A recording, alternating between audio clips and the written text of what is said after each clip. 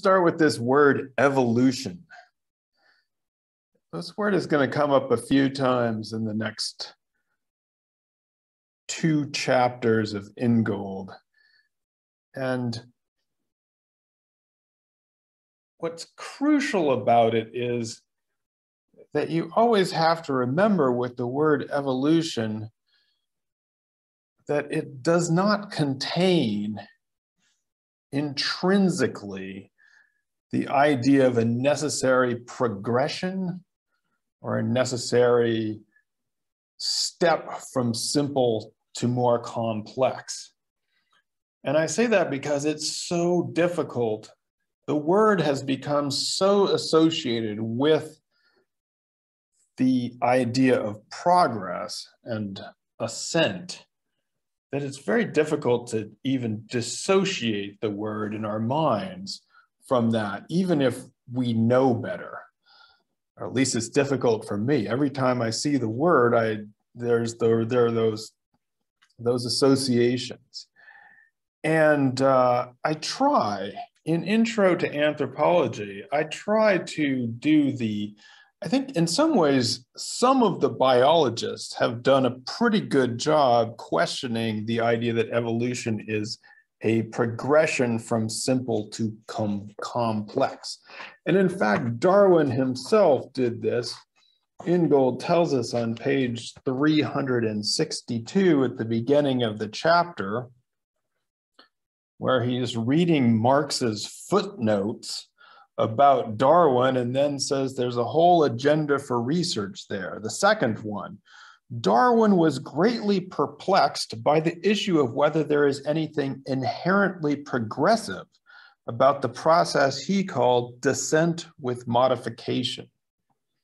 Actually, the first thing I tell my interest in is, which is true also, and I learned this from Gould, is that Darwin preferred the term descent with modification. That was his preferred term for this process. And if you read I'm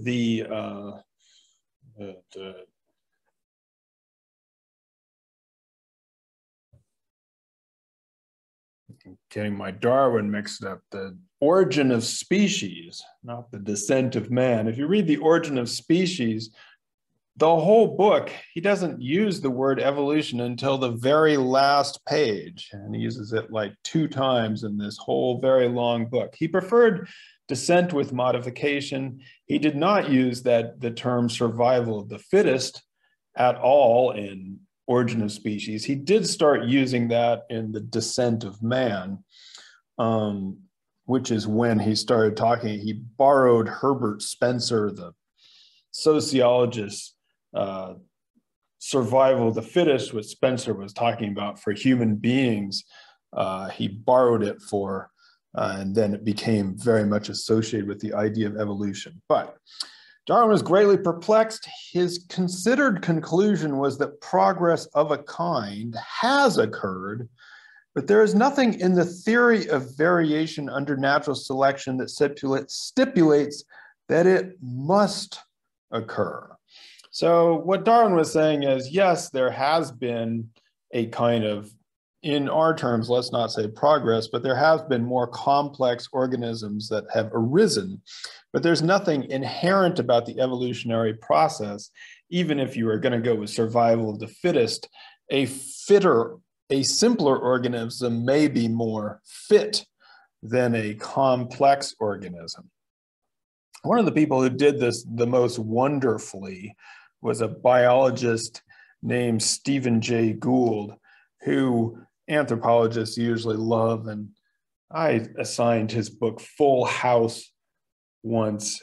And Gould was very good about saying that, in fact, there's nothing inherent in the following Darwin, but being perhaps more helpful, there's nothing inherent about evolution that will automatically arise that there will be more complex organisms developing from evolution.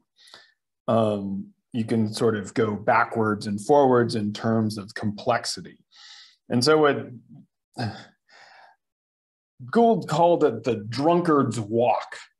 which is that there's a wall, and if the drunkard is walking randomly back and forth, he'll bump into the wall and then bounce out to the other side. So if there's a wall over here of the most simple organisms, of course, over time, there's going to be more complex organisms arising, but that's an entirely random thing.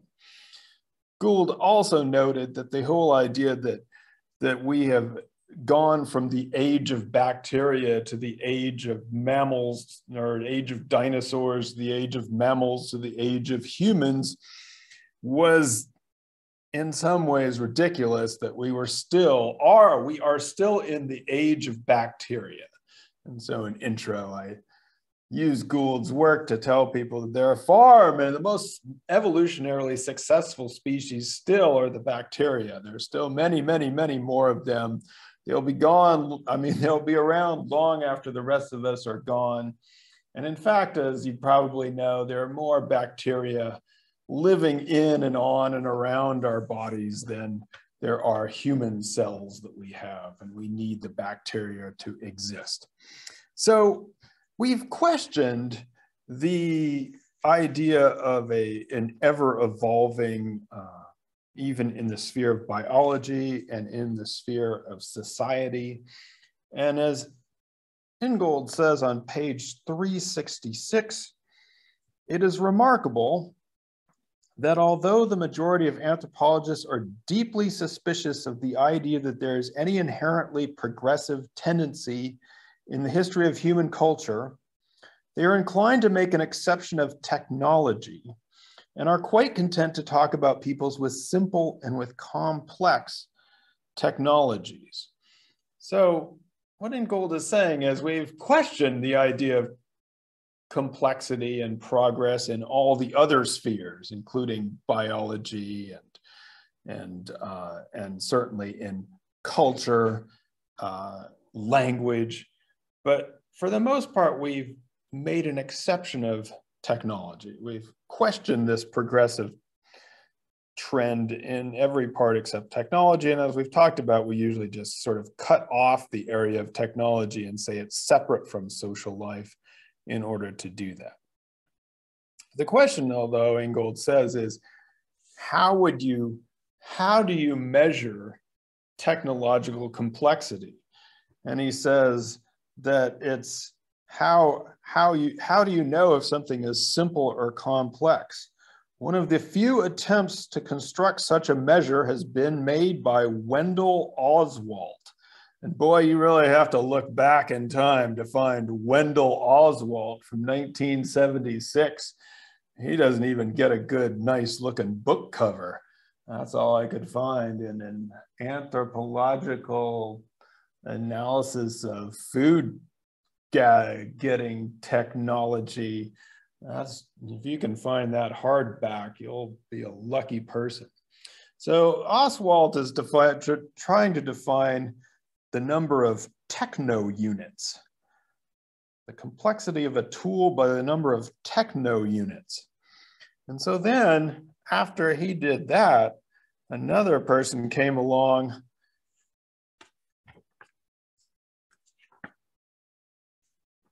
McGrew. He did get a book cover, but probably shouldn't have. Well, Bill McGrew, I guess. William, maybe. Gould calls him Bill.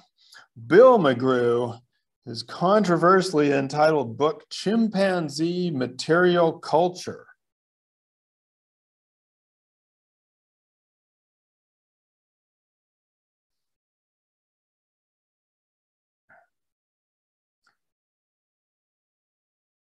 And in this book, the problem was perhaps not describing the chimpanzee material culture.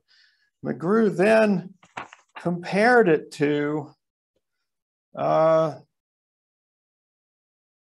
human evolution. And so he compared the stuff, the toolkit of the chimpanzees with the Tasmanians who are off the coast of Australia. Now, you probably shouldn't be comparing those because they're not at all even geographically connected. And what he was trying to say was that there was not necessarily a huge gap between what the people were using and what chimpanzees were able to use. But, as he put it, the difference is far from wide and the gap is bridgeable. But it drew a storm of protests, which it probably should have, right? He's basically saying that, are you saying that the Tasmanians were stuck in an evolutionary time warp? So he wasn't trying to say that, but it raises all kinds of issues. It's not exactly what you want to be talking about in a time when, at times when people get accused of, when in popular view, having a simpler technology is equated with being dumber or more primitive. And so, as Ingold says, I mean, it's actually kind of a puzzle as to why the Tasmanians toolkit was as simple as it was, even much more so than the neighboring Australian Aborigines. They seem to have been isolated more than other human groups. But he says that, we all believe that if a Tasmanian person were brought up in a different part of the world, they wouldn't have any problem flying a plane or becoming an engineer. But Ingold doesn't want to have the chimpanzee flying his plane. I don't know, chimpanzees can fly planes. I don't want a chimpanzee flying my plane either. So the way that anthropology solves this, of course, is that humans are basically all biologically the same, but culturally different. Now, one of the interesting parts about this is when you take Oswalt's Techno-Unit and compare the tools that hunters are using and the tools that some of the, what we might call the first or farmers in general are using, you get a kind of backwards thing to what we usually think of. So it turns out that some of the tools for hunting, especially when you're trying to hunt large aquatic mammals like seal, are incredibly sophisticated and have lots of techno-units. Like, and this one has like 26 techno-units or something like that, the harpoons. Whereas a digging stick that the farmers use has like one techno-unit.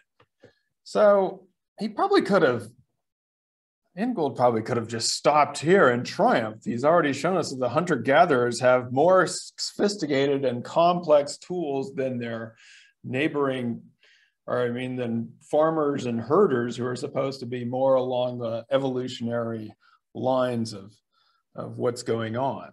So he probably could have just said, aha, gotcha. Technology hasn't necessarily evolved from hunting and gathering to farming. It's gone backwards, and now case closed. However, Willow, what do we have to think about when we think about using that digging stick?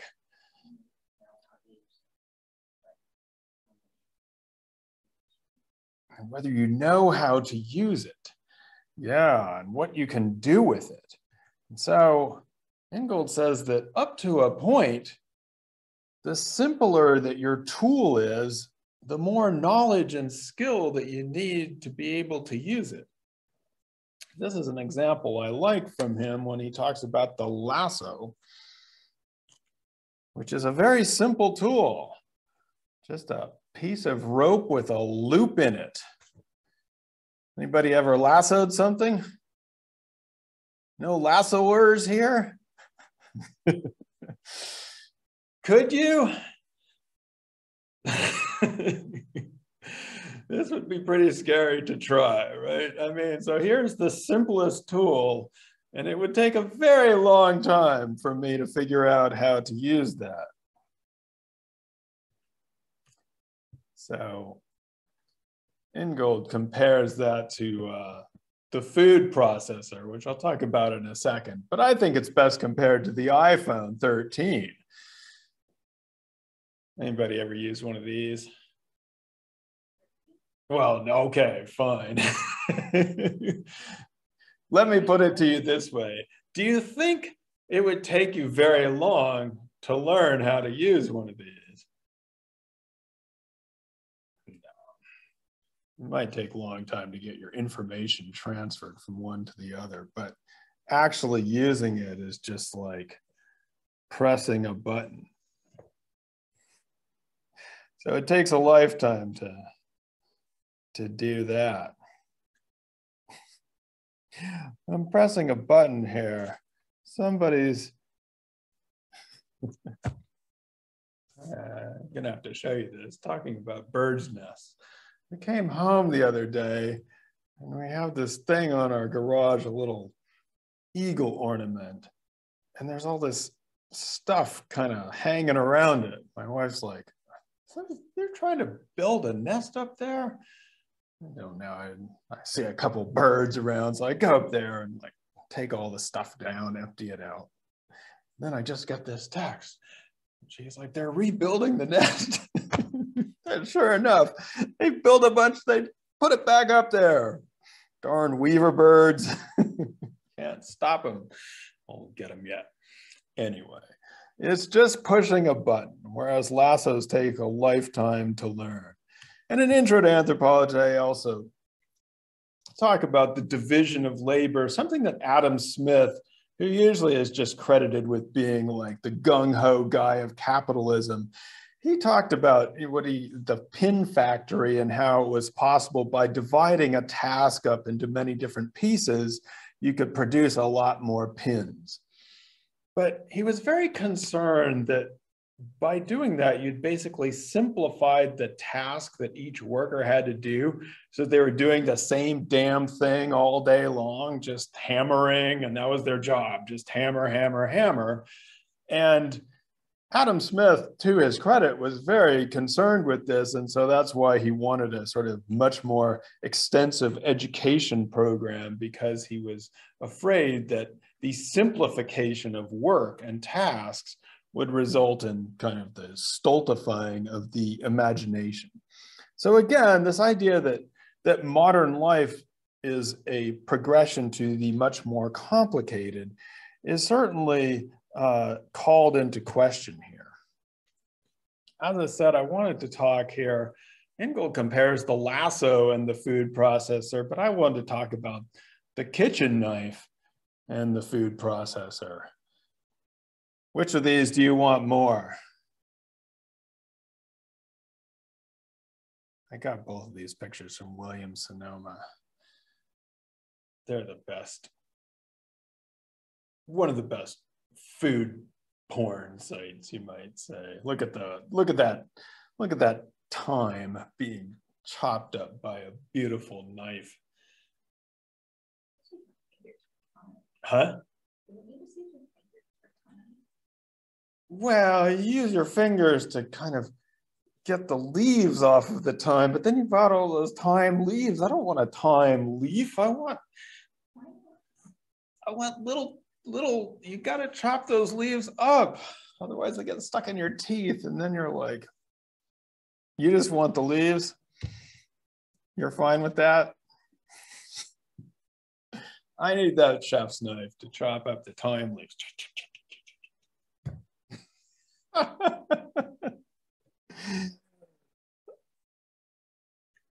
This chef's knife, this 8-inch chef's knife is $170.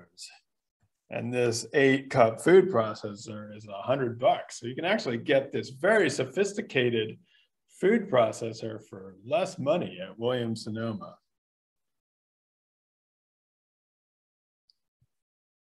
Just use your fingers? Well, what about garlic?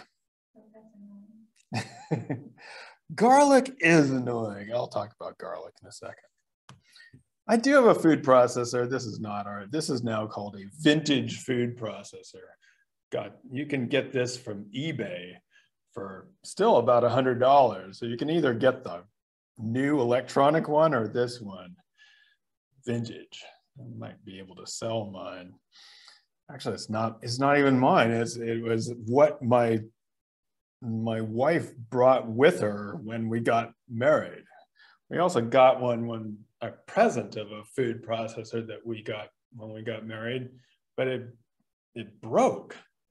This is one of the problems. What do you do with a broken food processor? I mean, a knife, you can almost fix it. You can, well, maybe you can't fix a broken knife, but you know, broken food processor, you just have to throw it out. It's done. So the classic one is still there. Do you have one of these? I mean, I actually don't like to use it very much, in part because it's so hard to clean it. You have to clean like 3 pieces and put it into pieces together and put it back. And I mean, I do use it for certain things, but it's like, it's a hassle. Much better use a knife with the time or your fingers. So I decided to take a few pictures of my kitchen to show you what we have there. Because it struck me that, you know, oh, by the way, the first food processor that came out in around the early 1970s. So it's about 50 years old, this technology. And it struck me as I took pictures of my kitchen that all the things that I had was the same stuff that was around 50 years ago. I mean, has anybody seen anything that's new and cool in a kitchen since 1970? I mean, I started to think if maybe I was just not rich enough or something. Have you seen anything cool? The Brita filter.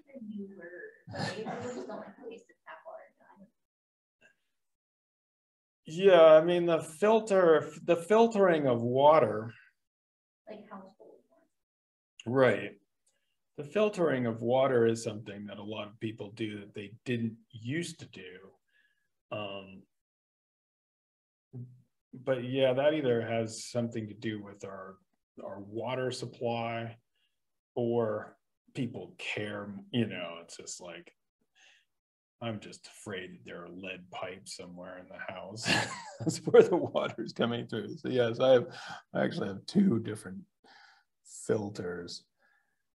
So it's not very new. I mean, a lot of this stuff, yeah, actually we should talk about coffee brewing. Yeah, I don't have one of those, but you got the dishwasher. I mean, it's better than my parents had, but it doesn't get the dishes any cleaner. It uses a little less water, I think. Toaster oven, we had that. I remember getting a microwave for the first time. The interesting thing about the microwave is that, you know, it was brought in with such fanfare. It's like, this is gonna transform your life. And now most people don't even use the microwave. I read that most people, the clock on their microwave uses more power than they ever use it for. And so if you're not gonna use it, you should just unplug it. I actually use it, so I leave it plugged in. Yes, things to make coffee. So then I put some stuff out there. Ah, yes, coffee grinder, electric one, Keurigs. Yeah, I hadn't thought about those. Those are kind of new, but they don't, I guess I would say they don't necessarily automate being able to plug one in on a timer overnight is, again, not ancient, but fairly ancient technology. I found that the things that I use to make coffee are the moka pot and the Chemex coffee maker, which is the moka pot was invented in the 1930s by, it turns out, by an Italian person. And I was reading about this. Actually, he invented the pot when, apparently, the best story they have is he was watching his wife doing the laundry, where she had this device where it boiled the water and then it came up over the clothes and like with soap suds. And he basically applied it to making coffee out of the, so it was an interesting. The Chemex thing was actually designed by a design person. It's won design awards, but again, it's from sort of, I think it was designed in 1941. Then there's the food mill, which I actually use more than the food processor that you just grind things up. It comes to us from the 1930s as well. Get one of those for $130, more than the food processor.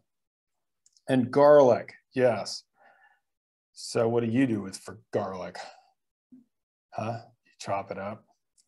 So I hate chopping garlic, I have to say. So I have this garlic press, but then my sister-in-law gave me this little plate. So this plate, you should get one. You'd like it because the fingers, if you like using your hands. So it's a plate, the Spanish make them, you can get them in, I think she got it in a market in New York City. It's got little ridges on it, and you take the garlic and you rub it against the plate, and it makes a nice little paste, and then you brush it off. It's much faster. I can't decide how I feel about that yet. Anyway, one of my points is that a lot of the technologies that we use in the kitchen, one, were either already there. A lot of people, I don't think I'm the only one, have sort of decided that the simpler versions of things work better than the supposedly more helpful, complicated versions of things. And in general, I would say that that our kitchens and our houses are not showing this inevitable evolution of complexification. I mean, it kind of strikes me that, remember we were talking about Gould and his housewife, and not Gould's housewife, but the idea of the housewife as being a relic of controlling her own time, but that it was about to be transformed. Like during the 1970s, it felt like the whole kitchen was about to be automated. And then it just didn't happen. We're back to where we are.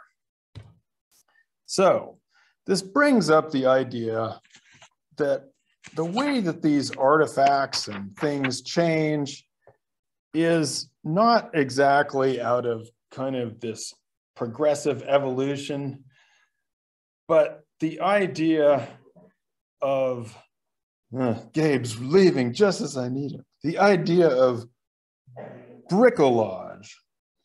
And so this is something that is on page 371 that Gould has brought to us from Levi-Strauss, who we've seen before, his book that was once translated as The Savage Mind, but really should have been translated as Wild Thought. But bricolage is, as Gould says on page 371, the bricoleur is someone who delights in making novel contraptions out of the bits and pieces of old ones. So it's interesting because the idea of bricolage and bricoleur was something that became very popular in anthropology.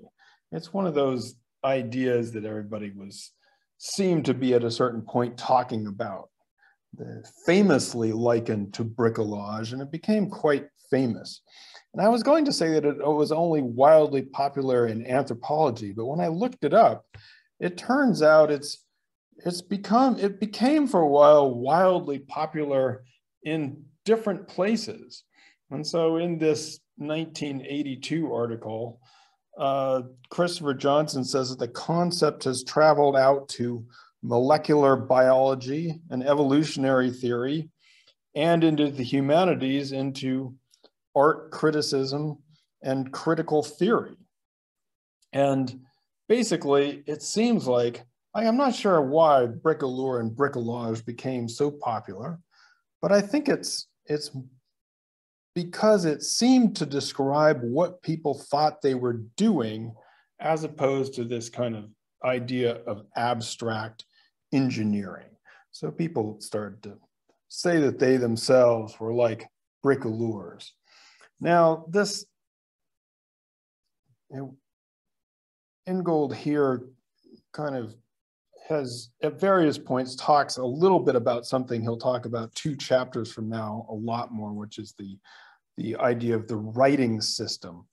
And he is here saying that what historians grandly call writing systems were pretty much done on this bricoleur setup. And then he says, oh yes, what modern historians rather grandly call writing systems undoubtedly developed as accumulations of expediences of this kind. DeFrancis is right to describe them as jerry-built structures that bear less resemblance to carefully constructed schemes for representing spoken languages than they do a hodgepodge of mnemonic clues that adept readers can use to arrive at coherent messages. Jerry-built structures. Gabe, what's a jerry-built structure? Like Rube Goldberg machines, so it's made out of, it's a creation made out of other creations that could do their own independent things. Yeah, things, Rube Goldberg devices are famously those things that are like all hodgepodges, messed up. I was a little bit worried about the word jerry-built structures. It sounded a little bit like it might be some sort of strange, derived from some sort of slur. So I looked it up.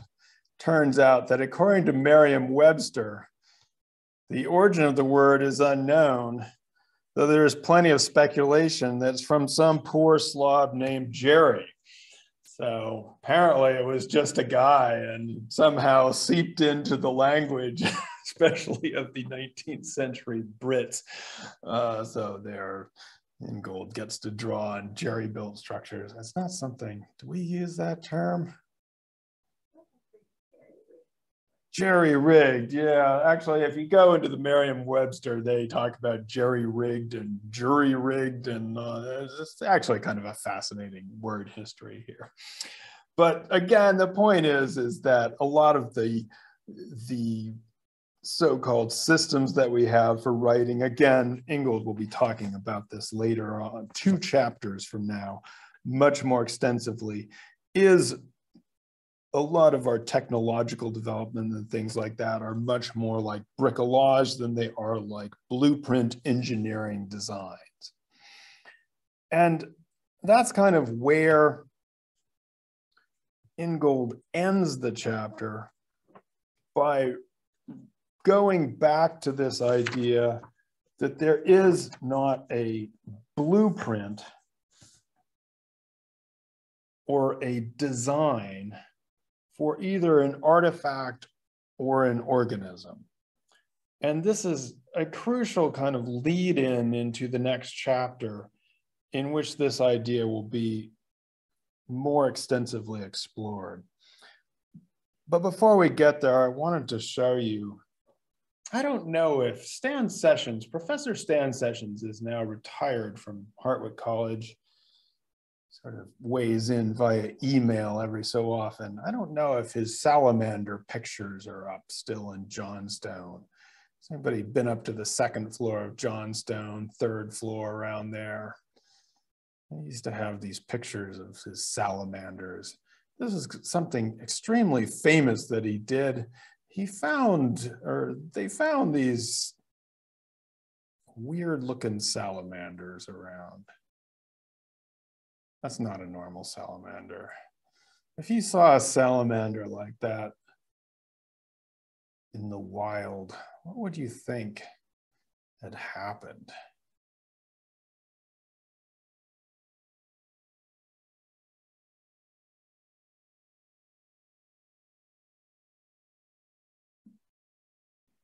Something bad. What kind of a bad thing would make a salamander have like 3 or 4 legs protruding out? Yeah, Gabe. That would be our first instinct, right? That there had been some sort of genetic mutation here in the DNA. And usually it would also be nice, not nice, but you know, what would we think were causing these kinds of things? Let's say we just started finding them out at Pine Lake, where I used to collect salamanders. I'm not sure if these came from Pine Lake. What would we say had caused these problems?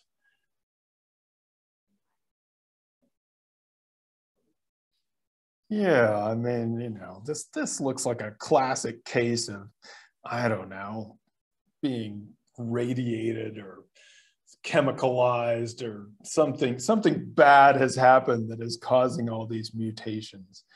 And Professor Sessions discovered, this is the weirdest thing. You should, if you can go up there and look at his stuff. These weird growths were actually the result of a parasite. And the parasite's life cycle somehow gets in and it like lays an egg right at the developing joint that then spurs the development of a whole nother leg or two. And then, I mean, the parasite is not trying to do this. The parasite is just moving along. And so there was nothing chemical. There were actually no modifications to the salamander's DNA. And so it's pretty incredible that a parasitic egg can cause something to look like this, right? I mean, you would think that there would have to be some sort of design specification that were altered in order to produce this. But the reason I say this is because to me, it kind of proves in Gould's point that he's been making and is about to make much more seriously, that there was never a design specification. There was a process that the DNA set into motion, which a parasite, which didn't even mean to do this, interrupted and made something that makes it look like it was designed in a weird way, a weird, bad way, but it had in fact, no DNA modification, and the salamander's lucky and can reproduce, it will, you know, go back to being a normal salamander.